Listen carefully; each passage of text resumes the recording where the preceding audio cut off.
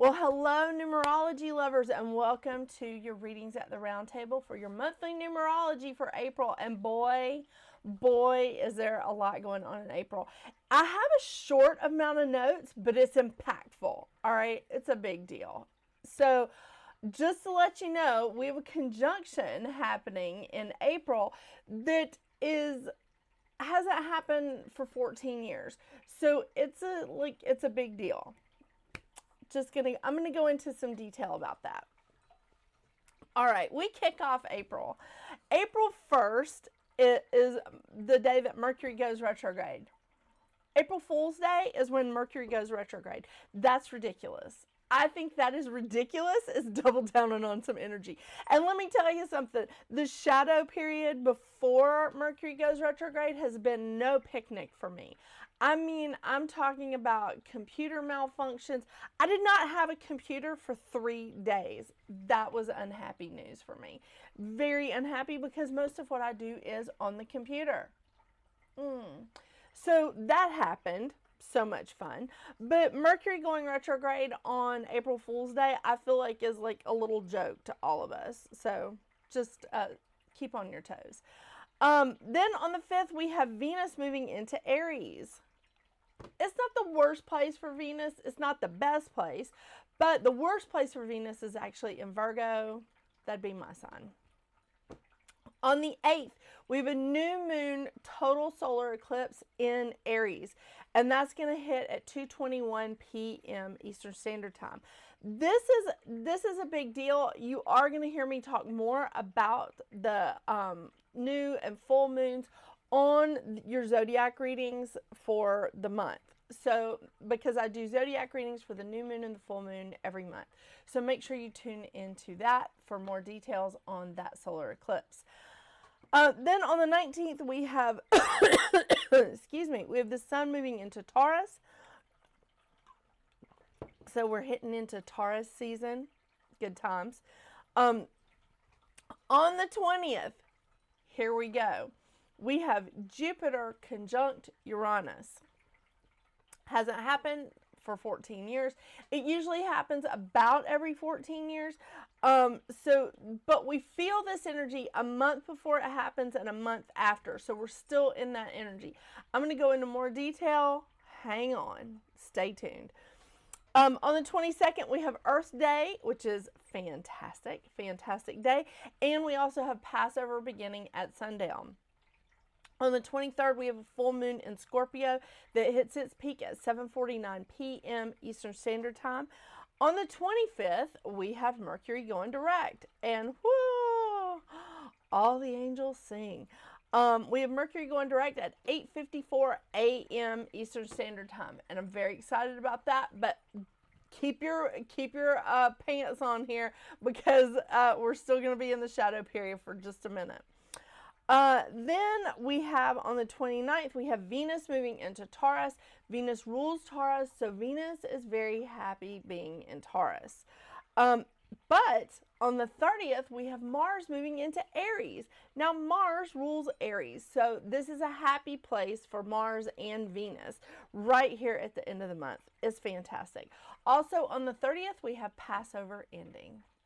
Now, we're ending the month with 4 planets in Earth: Venus, the Sun, Uranus, and Jupiter. We have 3 planets. Well, we have 2 planets in water, Saturn and Neptune are in Pisces.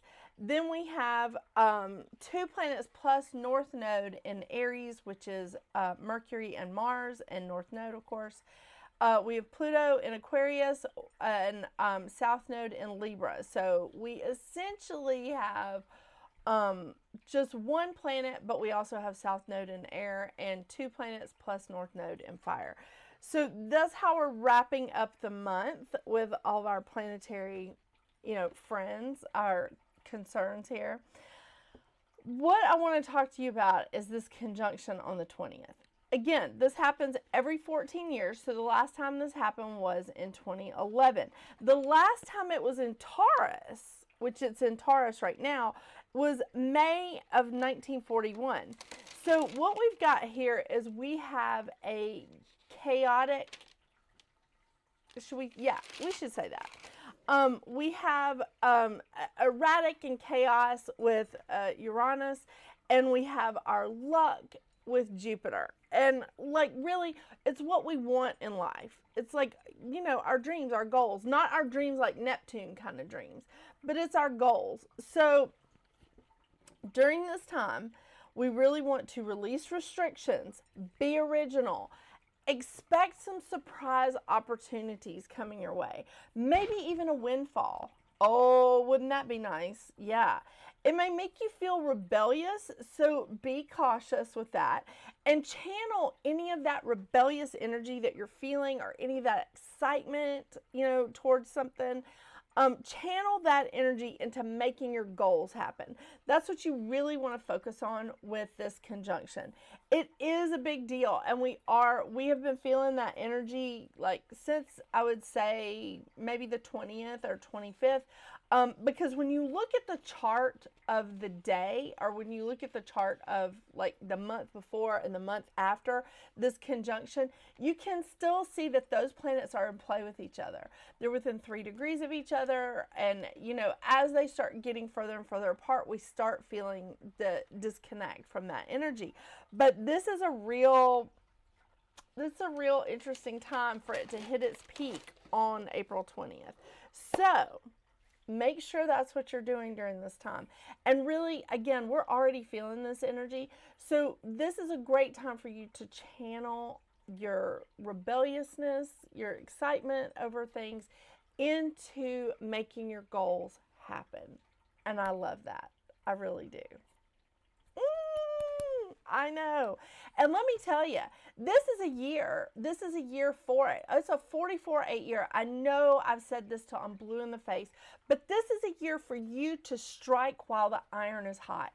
I don't care what your number is, your life path number. This is a year for you to strike. The iron is hot. Go. Do something. If you don't, that's okay. Maybe there's something going on with you this year, or something's happening in your life and you can't make it happen this year. That's okay. 9 more years, another 8 year will roll around. So no worries. But I'm telling you, this is a great year for you to strike while the iron is hot. Love it. I love it. I love it. Okay, this worked out well last time, so I'm going to go ahead and introduce these cards so when I get into your individual reading that you don't have to hear me repeat it. I will be pulling from the Goddess Guidance Oracle deck, one of my favorites, and of course the Healing Oracle Crystal Reading cards by Rachelle Charman. And since we do have a solar eclipse, I'm going to pull one more card from Moonology.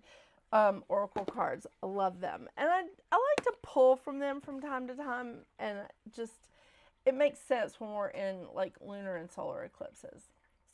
It's good. All right. So let's see what we've got for your individual numerology.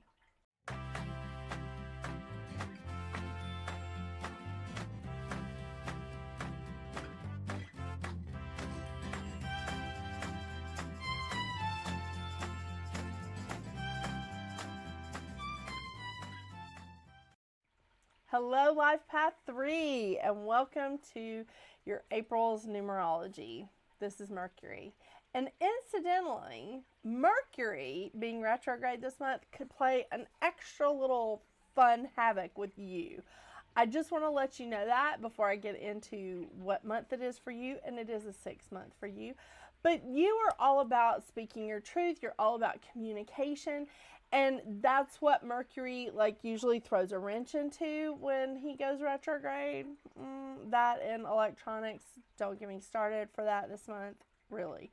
And we haven't even hit April yet. Mercury hasn't even gone retrograde. I'm just feeling the shadow of it. Yeah. So here we are. During Mercury retrograde, you're all about communication of your thoughts and emotions and speaking your truth. And Mercury is going to like create a little bit of an issue with that. So you need to really, really lean into your self-expression where you, whatever it is that you choose to do, Life Path 3, and most Life Path 3s that I know do it in all forms: art, writing, journaling, candle making. That's an art form. It is. speaking, music, whatever this is, you're very artistic and creative, and you need to lean into that pretty heavily this month. And I say that because you're in a 6th month. And 6 is also about speaking your truth.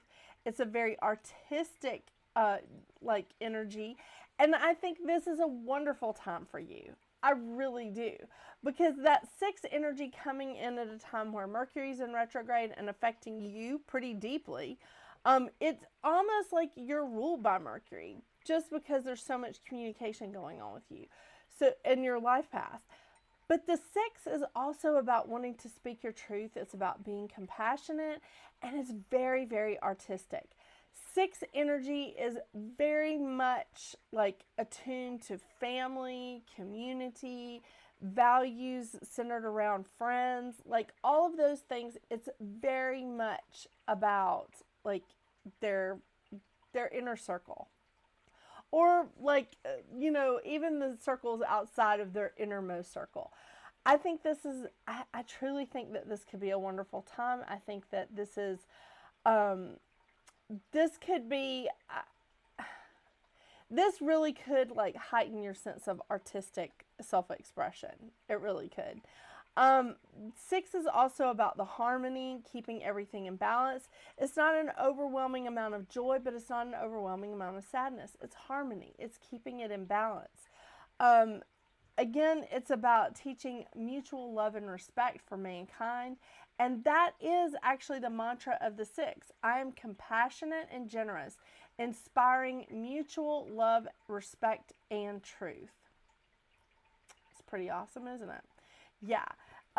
6 energy is all about being a friend, a counselor, a good teacher, and really being a helpful part of the community. It's about marriage and partnerships. 6 energy loves to be in like a partnership of some kind. And I love to talk about this because it's a lot about the as above, so below, something from the Hermetic seal, the Hermetic tablets. What are you doing? Really, you're very distracting.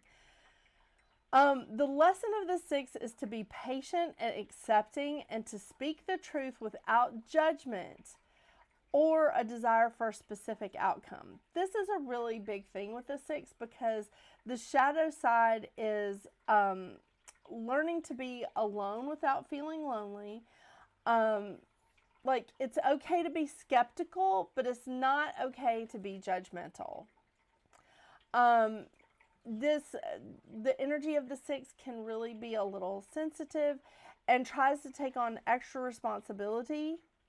Like, tries to not take on responsibility of how people act or the choices that they make, like in an 8 time, which we are in an 8 year. But it's about taking on responsibility for other people. Just being like, no, I'll just do it. I'll just take care of that. This is not really where we need to be. It's really not. And accepting with no judgments. Accepting other people's choices with no judgments, because honestly, even as close as you are to people, you don't know why they're making the choices that they are. Just bear that in mind. I want to remind you of your mantra, which is, I am creativity and vibrant expression, sharing my authentic voice freely. Very important this month. And judging of the self and others very harshly is one of your shadow sides. So watch that judgment this month. It's okay if you feel it, if you're thinking it in your head, acknowledge it. Don't try to sweep it under the rug. Acknowledge it, but let's don't camp out there. Okay, let's don't camp out there and stay there. I know, it's good times. So let's see what the cards have, what kind of advice cards we get for you for April, Life Path 3, because I think that having, the 3 and the 6 together are always good combinations. They really are. I mean, you thrive. 3, you thrive in a 6 month and a 6 year. You're in it. And I think 6 energy thrives in a 3 month and in a 3 year.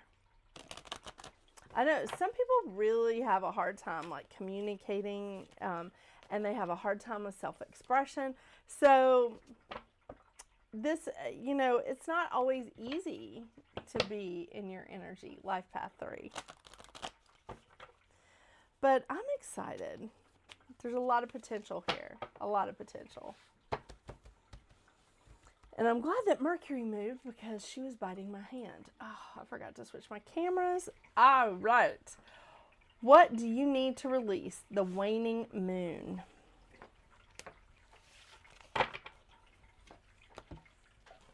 What is it that you need to let go of, life path 3?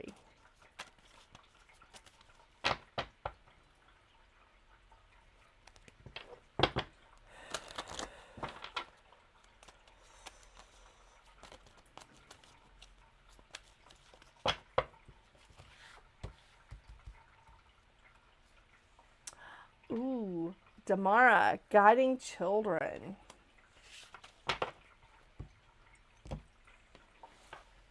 I'm feeling something about your inner child too. Maybe if you're helping children in this time frame, it could be helping you to heal like an inner child or something that's going on with you.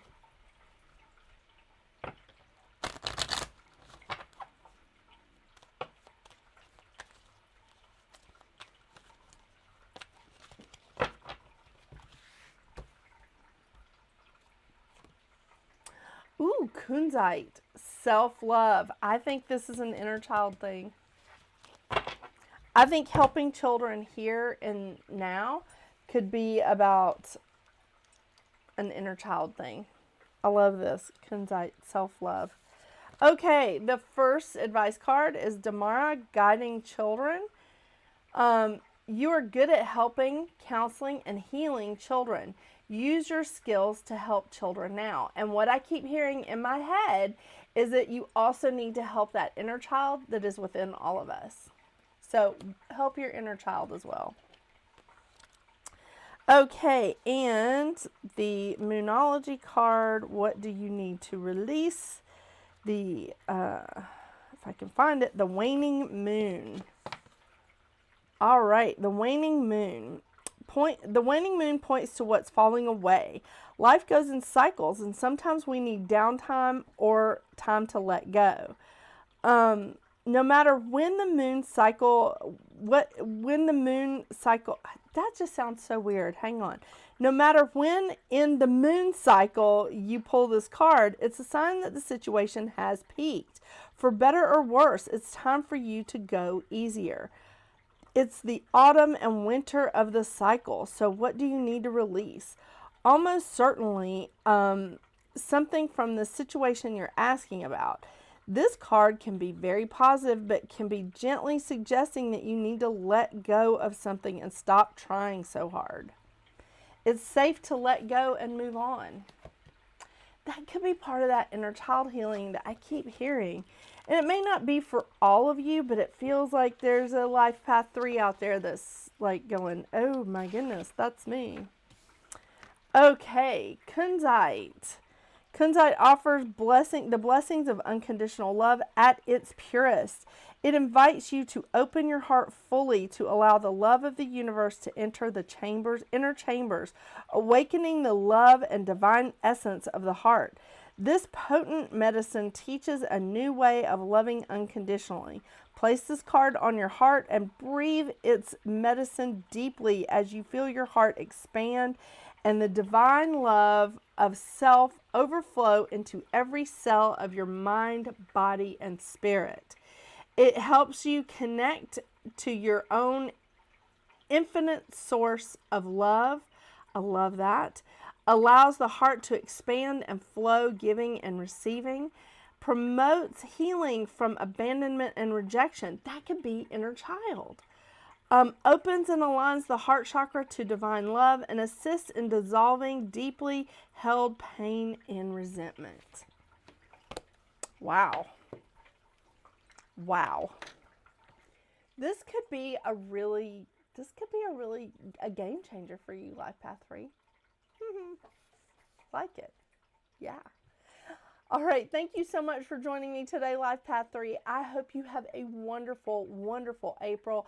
I hope you enjoy this conjunction between Uranus and Jupiter.